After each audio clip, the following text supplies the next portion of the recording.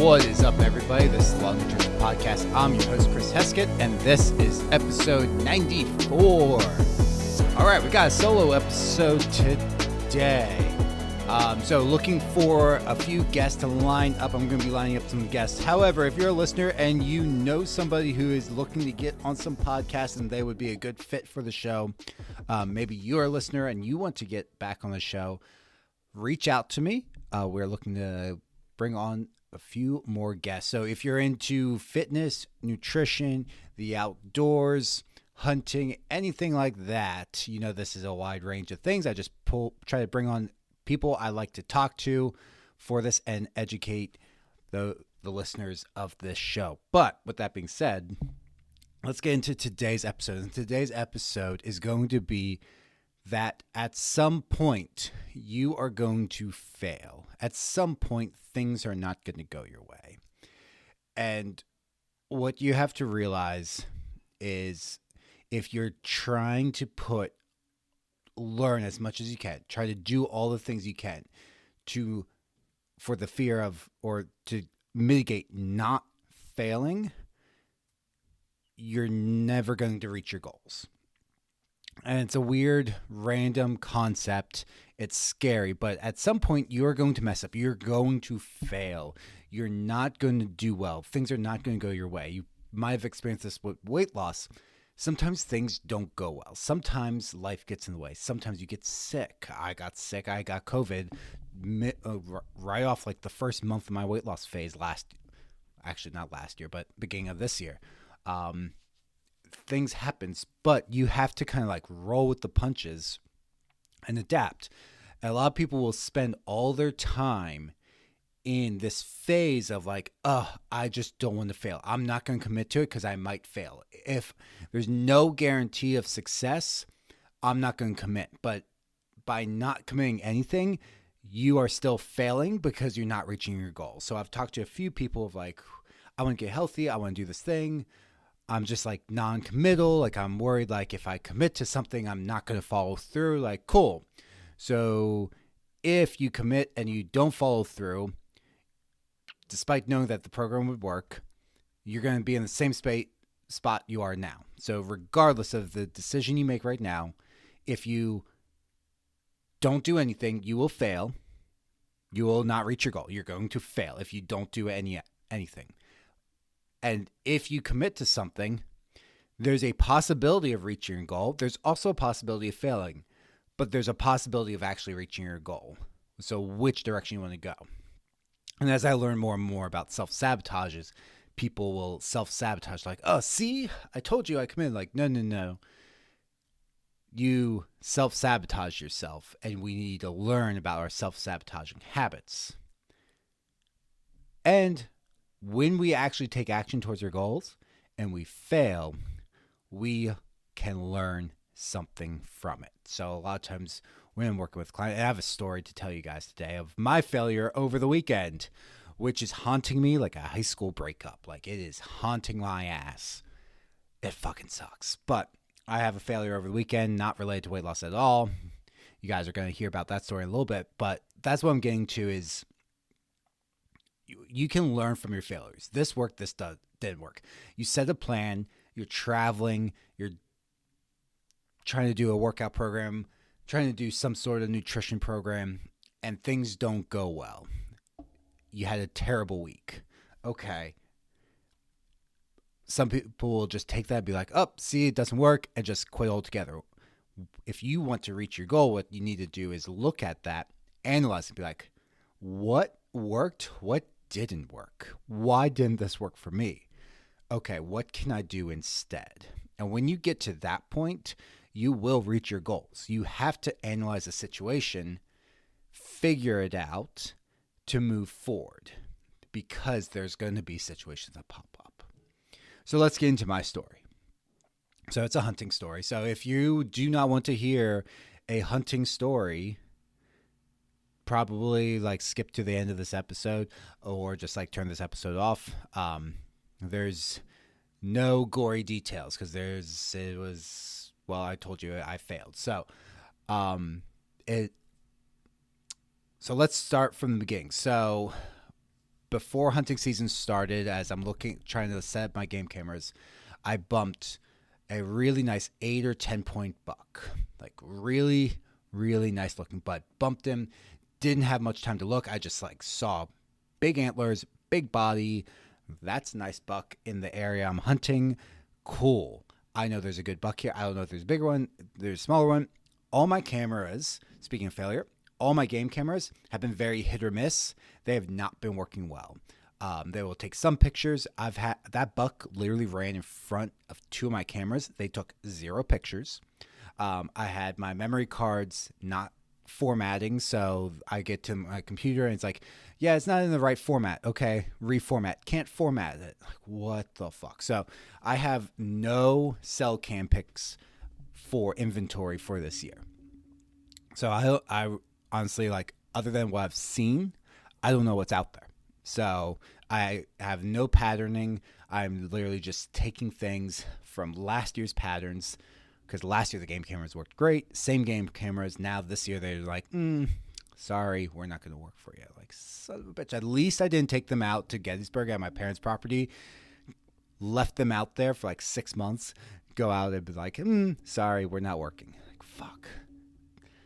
That happened with one of them locally, where I just like left it out like from like spring to like early summer. I'm like, okay, it's been out there for 5 months, and then it's like, wow, nothing. This is fun. Anyways, so bump this buck. So a couple weeks ago, I got this nice deer. I'm like, great. Now I can be more focused on trophy hunting. So trophy hunting always comes second to me. We can't eat the antlers. However, while a lot of people do have an opinion about trophy hunting, including myself, and it being a more negative opinion, a big buck with a big antlers is also a lot of food. Like the buck I got last year, which if you see my content, it's usually the one you're going to see right behind me, the Euro mount. It's quite a lot of food. So I'm like, okay, I'm going to see this guy. So I'm out Friday morning and not seeing anything. But however, last year on this weekend, I shot that buck that's behind me around 8 o'clock. So I knew 8 o'clock seems to be the magic time. So all of a sudden it's like 8:15 and I look up and this buck walks out in front of me. I'm like, holy shit. I'm in a blind. So if you don't know, it's a hunting blind. It's basically a tent with a bunch of holes in it, so you can shoot out of it. It's like, cool. So it's to help conceal you. I wasn't in a stand. I was in a blind, because the blind, it can sneak in without making a lot of noise or shining lights or anything. So it's like it's behind the stand. So it's about 10 yards behind the stand. So it's like, awesome. I will be in there, and it was perfect. I didn't spook anything. It was awesome. So this buck walks out. It's 12 yards. It's literally right underneath the stand. So I know the exact distance. I'm like, holy shit. This thing is massive. Now, I didn't get a chance to count the points. I was just like, you're it. So I drew back. And if you're not familiar with compound bows, so there's usually something on the front as a stabilizer. It's to help accuracy. Well, I'm sitting in a chair that's a little bit lower. It's a little bit more comfortable. And the stabilizer catches right outside a window. And I can't lower my bow at all. Like, it's stuck outside of the blind. I'm inside the blind. And it's just this little, like, ball. The weight's on the end to help stabilize the front. And it's caught. And the buck's looking right at me at 12 yards. Like, it is spot on. So I'm, like, pulled back, full draw. It sees me. Doesn't really see me. It knows something's there. I'm trying to. I'm like, can I push this fabric down? And the fabric's like groaning, and it kind of hears that. It's like, I don't like what I'm hearing, and it turns. I'm like, I can't lower it. If he was 10 yards back, it would have been a perfect shot. But he was actually too close. I couldn't get low because I was in this damn chair that was more comfortable. I was like, oh, this totally screwed up my hunt. And he just like trotted off. I was like, fuck, that's it. He's gone. He's gone. He's not coming back. Well, half an hour later, all of a sudden I look up and I look out to my left, and there he is. He's back. He's about 25 yards out. I'm like, holy shit. There he is. He's back. Why would he come back? But he's trying to mark, like, so this week in Pennsylvania, it's called like Scrape Week. It's where the Bucks start marking their territory more. It's a magical week because now they start making mistakes. So he's like marking his territory, trying to see where does are, getting ready for the rut. I was like, holy shit, there he is. So he kind of knows something's up. So he's out about 25 yards. He walks behind a tree, and I draw my bow back. I'm like, I have a shot of this. So during the summer, the shot I practice the most is 30 yards. I practice 30 yards all summer long. So he's walking along. And he kind of knows something's up with this tent. He doesn't know exactly, but he's like, I don't like it, but something's up. But I'm not exactly sure it's a threat. Like, there's something there I'm really cautious about. So he walks out, and he walks to a tree that first thing in the morning I sighted in. I'm like, that's 30 yards. That's my 30-yard marker. So he's right behind it. I'm like, cool. So behind it, tree behind him is like 38, 39. I forget the exact one off the top of my head. So I'm like, he's going to be right around that like 33, 35 mark. It's like, oh shit. So he's like completely broadside. Again, if you're not familiar, he's basically sideways, which is the perfect shot. It's like, this is the shot I practice all summer. And my heart rate's pounding. My adrenaline's going at this point. I have buck fever. I draw back. I have the 30-yard pin on it. I let loose an arrow, and I hear it hit sticks behind him. I'm like, fuck. I missed. And he runs off. I was like, shit. Did I hit him? And it just went through super quick because every buck I've shot with this broadhead, I use the Annihilator broadheads, perfect pass through every time. I'm like, did it just hit the tree behind him? Did it not? What's going on? And my adrenaline was pumping because it didn't fully calm down. Like, I still had a little bit of adrenaline from before. I'm like, okay, he might still be out there. Be cautious, or there might be other deer. So like, even though it was like in half an hour, like I still had a little bit of adrenaline. I still was feeling a little bit. And then he's back, and my adrenaline, like he was back for a while, like just where I couldn't get a shot off. So I was just watching him, and then he walked out. Like, my adrenaline was spiked. So when I stood up to go and like look for my arrow, I'm like, I can hardly walk. Like, my adrenaline is coursing. And I go out, I'm like, I can't find shit. I can't find any blood. Can't find my arrow. I'm looking. I looked for about half an hour. Finally find my arrow, and you already know I failed. Nothing. No blood on it whatsoever. There's no blood trail ever anywhere. So I totally missed. It went underneath of him somehow. Yeah, this is the shot I practice the most. So things will happen. No matter what you do, you will fail at some point. Now you have to go back and analyze and think of things. And in the moment, it was tough. I'm like, is it my arrows? Like, what's going on? Like, I practice this shot all the time. This is the shot I know I'm most likely going to make during the year. What the hell? I missed another buck, another episode I did at 33 yards. What is going on? And when I thought about it, I was like, it took me like a day. I thought about it. I'm like, again, this is haunting me like a high school breakup. It's in my head all day long. Like, how the fuck? This could be the biggest buck I've ever seen. I totally missed him. He was in at 12 yards and then came back after he ran off. Like, that doesn't really happen. Like, what the fuck? I never checked the bubble. So, again, a lot of you don't hunt. So on my site and a lot of compound bow sites, there's a little level bubble, like you would level like a shelf in your house or something. There's that bubble to make sure like your bow's level. I never looked at it. My adrenaline was coursing so much. I like got locked in. I'm like, is that, did I actually have full draw, or was I like semi-relaxed, which I've done before? I'm like, what was it?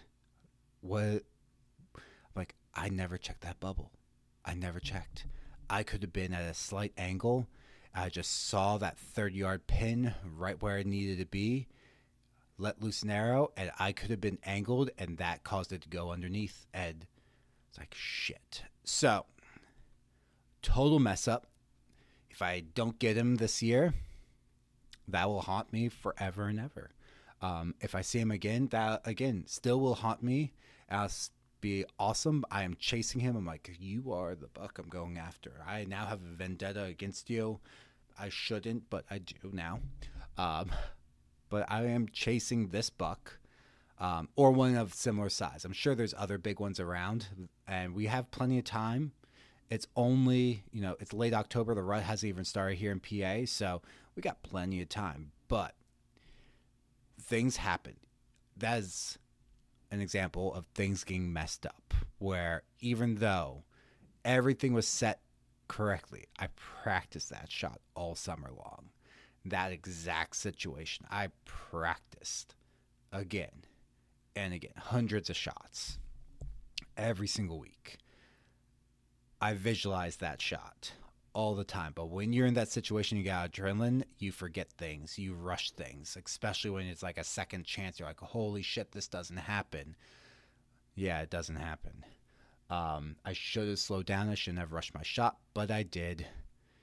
And I knew as soon as I heard that arrow behind him, like, fuck, I messed up.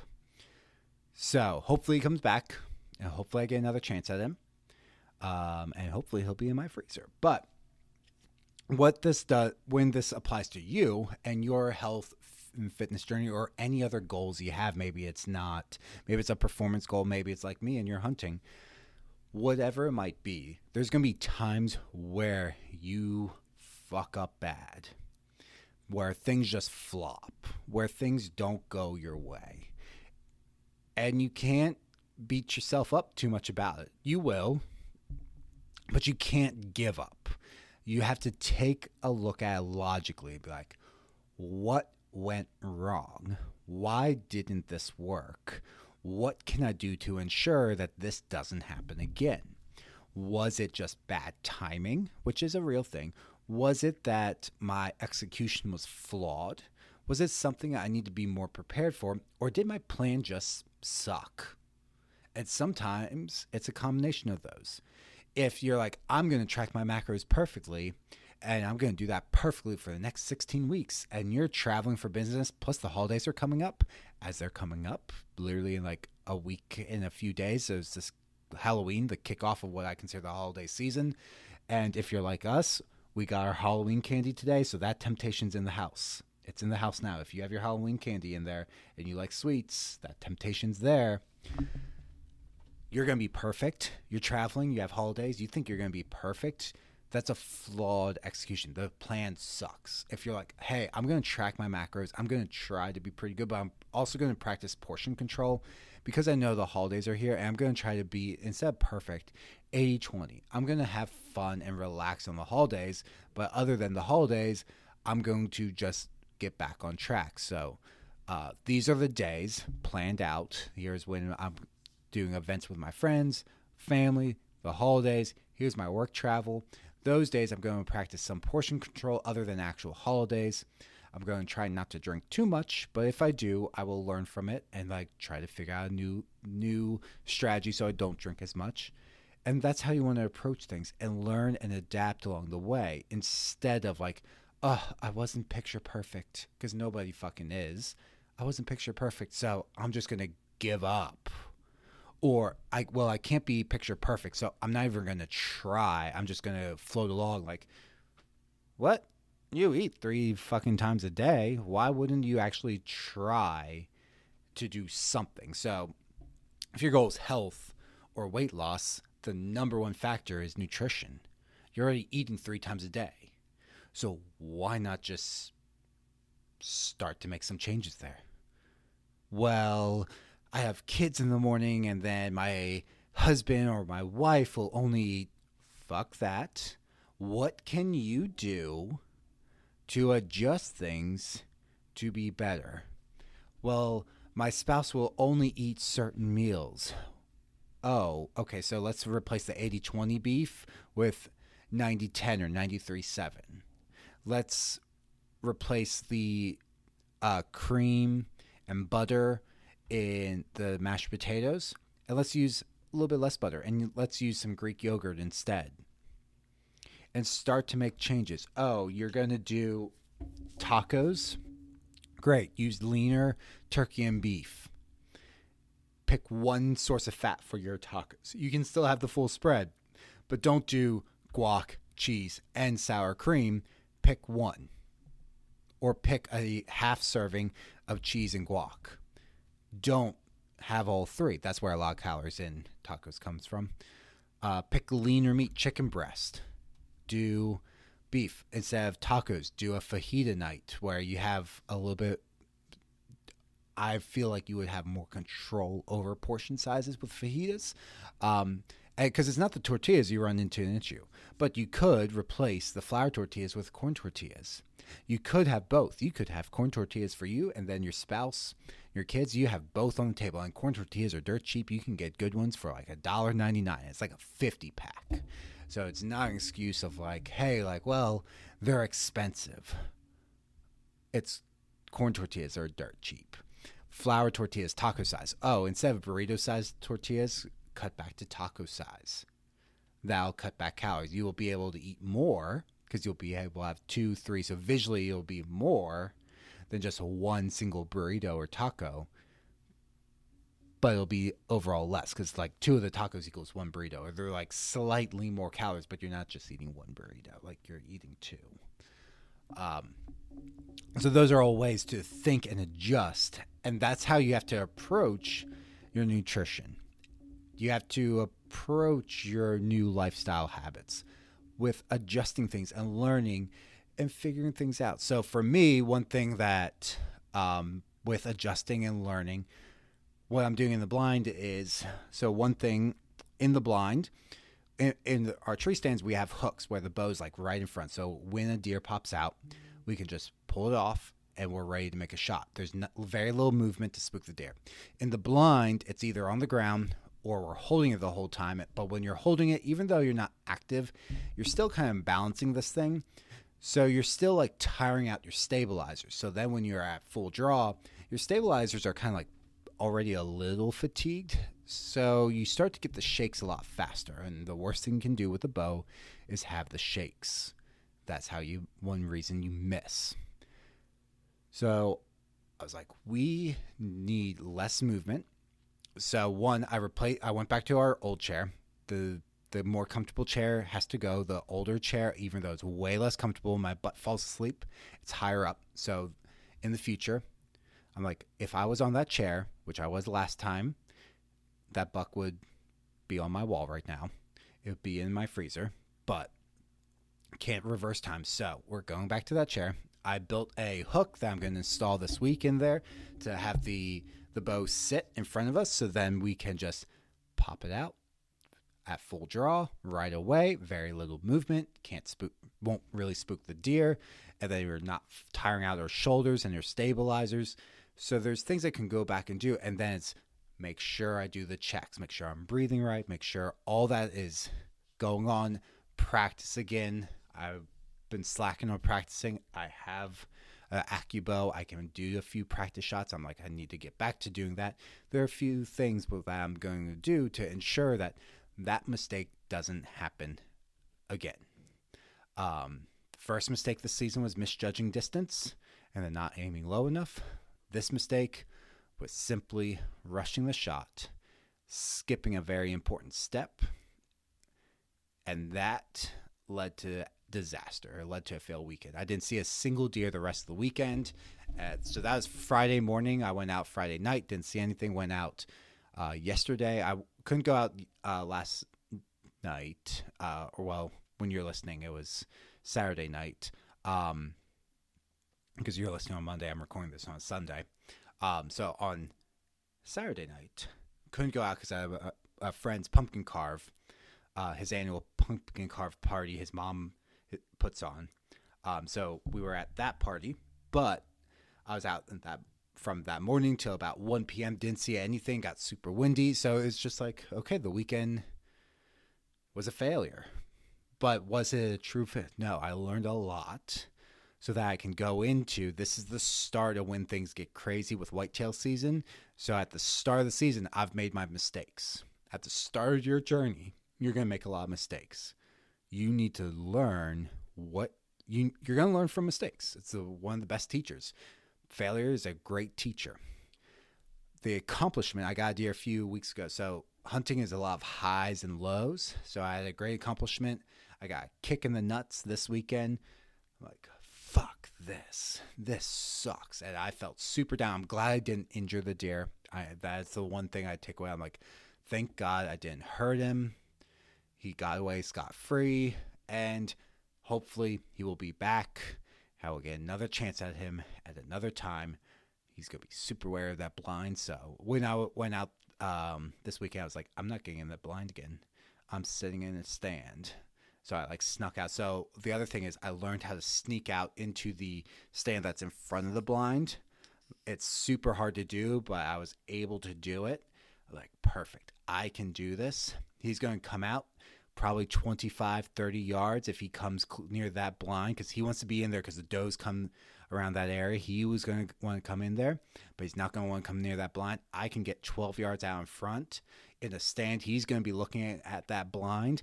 I'm going to be, instead of him being 25 yards, 30 yards out, now he's going to be 10 to 20 yards. That's an easy shot. Like, he might notice me later on, but it'll be too late for him by the time he notices me. So there's failures. Hopefully later this season I can come back with a update that I had success, but I'm learning. Or maybe I find another buck that's similar size or bigger than him. We'll see.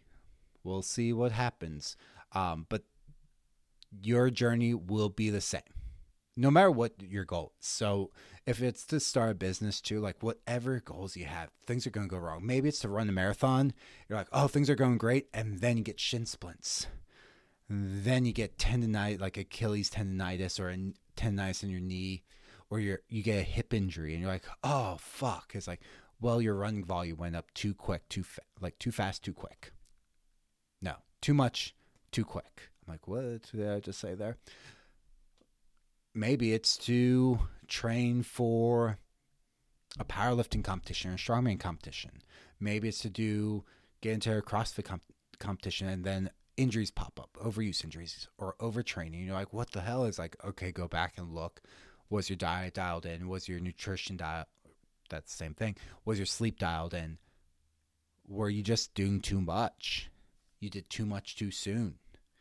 And you go back and you look at that, you change it, adapt, figure out, here's what my body can withstand right now, adjust it, continue to get results, something else will pop up, and you keep adjusting. So when I was, I never competed in powerlifting, but when I was training like a powerlifting and consuming a ton of powerlifting content, the way they looked at powerlifting when you're trying to improve your lifts. And if you're not familiar with powerlifting, there's 3 lifts you do in competition: squat, bench, deadlift. That's it. And you get 3 attempts at each, and your total is the weight lifted for each one for 1 rep. Add it all together, that's your total. So when you're trying to improve any of those things, you're going to do accessory movements, and your accessories are to reduce risk of injury and help improve your lift. So if you're getting stuck, say in the squat, if you get stuck at the bottom, it's like, okay, you need to do these certain lifts because your weakest area of your squat's right there in the bottom.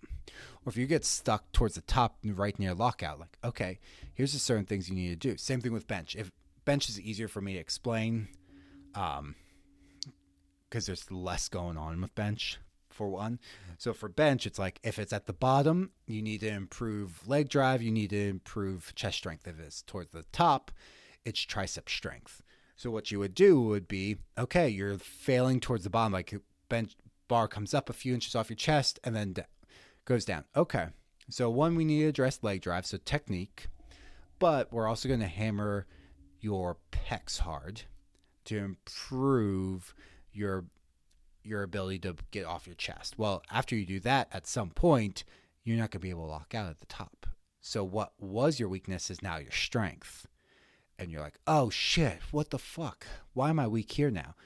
So then you hammer, you get stronger with triceps, and now you're able to lock out. But all of a sudden, now you're back down in your chest. You're like, oh fuck, what's going on? Now I'm weak at my chest. But during this time, your max rep, your total for your bench press is going up. So let's say your max is 200 pounds. Well, you realize like you're weak off the chest. So you're hammering weaknesses.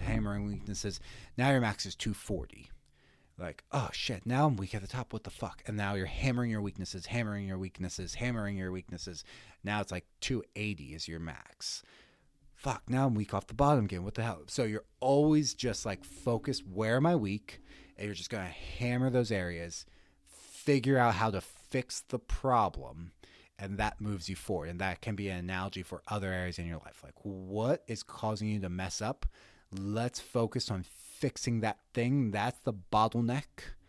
Fix that. Keep moving forward. And then something else is going to happen because you just fixed one problem, but chances are there's multiple problems coming down the road. Or there's problems you can't foresee coming down the road. There's things that are going to pop up that you're like, oh, I never thought of this before because I never had to think about this. This is a problem. Okay, now we have to address that. And that's just called life, and you deal with it. But if you're not willing to do that, you're just going to be stuck with where you're at right now. You're not going to move forward. Or we can hammer problems really hard, solve them, move forward, and that's where you continue to move forward. You continue to grow. You continue to reach your goals. Or somebody who doesn't reach their goal is just going to avoid it because I'm afraid of failure. We all are. We're all afraid of failure. The difference is some of us are going to try and some of us aren't. And the ones who try and the ones who continue, they're going to use failure as a learning opportunity. They're going to be the ones who succeed and reach their goals. So for you, the listener, you need to be the person who tries, who goes after something, but then doesn't just give up. You try to learn from the failures, from those times that happens, move forward, and that's where you're going to move forward. You're going to actually get closer to your goal because you're like, this doesn't work. That does not work. So that gives me less things to try to figure out moving forward. Like one thing that happens with some people is overwhelmed with like, what's the right strategy for me moving forward? Well, sometimes you just have to pick one and then it's like, that did not work. Great. You have one less thing to try now. What about this? That didn't work. Great. You have one less thing to try now. What about this? Oh, that's working. Great. Amazing. That worked to a point. Now it's not working. Okay. Well, we know the other two things didn't work. This no longer works for you. Let's try something else. Oh, this is working for you. Amazing. Oh, that's continuing to work for you. Awesome. You had to go through three things. One semi-work, two total failure. But now this thing is actually working. Keep doing that. Keep doing that. And then you're going to get into self-sabotage, which is not the point of this episode. But then you're going to deal with self-sabotage and self-doubt and be like, I'm not worthy of my results. That's not me. I don't actually reach my results. And it's like, fuck that, the mentality. You do. Let's figure out why you're self-sabotaging, and that's going to keep you from your results. But that's a time. Actually, if you want to learn more about that, go back to Jared Hamilton's episode of the podcast. I think that's in the 50s or 60s. I'm not sure off the top of my head, but go back to that episode with Jared Hamilton. He addresses self-sabotage better than I can. And so if you're at that point of like, I'm getting results, but I get to a plateau, like the 200-pound plateau is a common one for a lot of weight loss people, where you're like, oh, can't wait to get there. And then you get stuck. It's because you're self-sabotaging. Like there's nothing magical. The body's not like, oh, 199. Oh shit, what the fuck? We can't be 199. No, that's your brain and you. So like, oh, I'm not worthy. I can't be under 200. I am a 200-pound plus person. That's me. No. That's not you. You're self-sabotaging. You are worthy of those results. But that's that episode. So I recommend going back to that if you're at that level. If you're not, if you're starting out or you're worried about failing, you're going to. So the best part is, you know you're going to at some point, so you might as well try.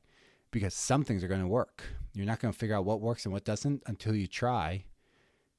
And some things will work right off the bat, and some things won't. And that's called life, and that's the beauty of it. Just try. and try and try and try, and things will work out eventually. You just have to try, and you can't hide in the corner, hide under your bed, afraid of failure.